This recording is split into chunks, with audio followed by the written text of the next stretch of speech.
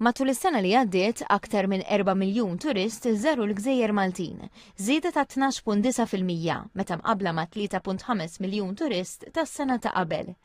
In-nefqa ta' turisti kibret brata ola minn numru ta' viżitaturi. Din żdiedet bi 18.6% minn kważi 3.3 biljun euro għal 3.9 biljun euro. It-turisti għattaw kollox aktar minn 25 miljun lejl fil-Gżejjer Maltin, żieda ta' 11% fuq l-2024. Il-maġġoranza assoluta ta' turisti, 3 miljun u 800,000 turist, għadu esklusivament f'Malta. Dawn nefqu rib 3.7 biljun euro u għattaw aktar minn 23.7 miljun lejl fil-pajjiż. Kważi 95,000 turist għadu biss f'Għawdex u f'Kemuna. In-nefqa tagħhom laħqet kważi 100 miljun euro. It-tul medju ta' żjara tagħhom iżdied bi ftit għal 8 ijiem u nofs. Aktar minn 97,000 turisti ieħor qasmu żjara tagħhom bejn Malta u Għawdex jew Kemuna. Bejniethom nefqu madwar 120 miljun euro.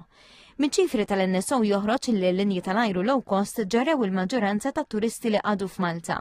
Bejnietom ġabu f'Malta aktar minn 2.6 miljun viżitatur, żieda ta' aktar minn 19%. Ir-Renju Unit baqa' wieħed mis-swieq ewlenin bi kważi 800,000 turist Ingliż. L-akbar żieda fost is-swieq Ewropej elenkati kienet irreġistrata mill-Polonja. In-numru ta' turisti Pollakki kważi rdoppja għal aktar minn 370,000.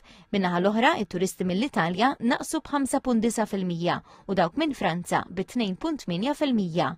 L-akbar żieda skont l-età kienet fost it-turisti ta' 65 sena jew aktar li żdiedu bi 23%.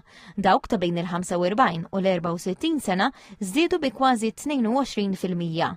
Kważi 3.4 miljun turist ġew Malta qalb tagħla, żieda ta' 14.6%. 4 minn kull 5 turisti li għadu biss f'Malta kienu qed iżuru l-pajjiż għall-ewwel darba. Minkejja żieda fit-turisti u fl-iljiri totali, it-tul medju ta' żjara f'Malta naqas marġinalment għal 6.2 iljeli. L-NSO qal li biddel il-metodu li bih jiġu kalkulati l-istimi tat-turiżmu domestiku u għalhekk irreveda ċifri tal-2023 u l-2024. Għalhekk wissa li ċifri l-ġodda m'għandhomx jitqablu direttament ma' dawk ippubblikati qabel din il-bidla metodoloġika.